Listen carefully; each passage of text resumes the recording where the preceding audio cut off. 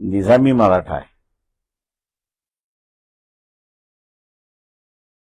या निजामी मराठ्याला आणि तो सत्तेमध्ये बसलेला आहे, त्याला रयतेतला मराठा, गरीब मराठा आणि ओबीसी यांच्यातलं भांडण लावायचं आहे. त्याला दुर्दैवाने मी असं म्हणेन की हे निजामी मराठा जे सगळ्याच पक्षामध्ये आहेत,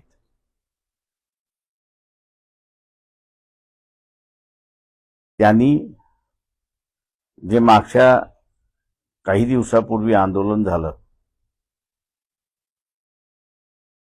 त्याला पूर्णपणे पाठिंबा देण्यात आला.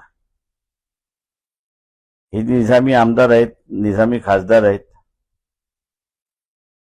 त्यांना पक्ष ते विसरतात. आता आपल्याला संधी मिळालेली आहे ओबीसी आणि मराठा समाज याच्यात भांडणं लावण्याची. ती संधी काही ते सोडत नाहीत.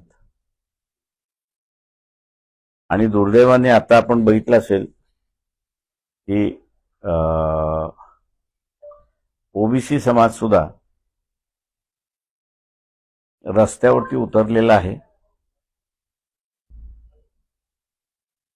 आणि शासनाने घेतलेली ही जी भूमिका आहे की सर्वच मराठा ओबीसी सर्वच मराठा कुणबी आहेत अशी जी भूमिका घेतली आहे त्याला पूर्णपणे विरोध करतोय आणि आमच्या 27% आम्ही मतदान द्या, आम्ही आमच्यातला वाटा देणार नाही अशी भूमिका त्यांनी घेतलेली आहे.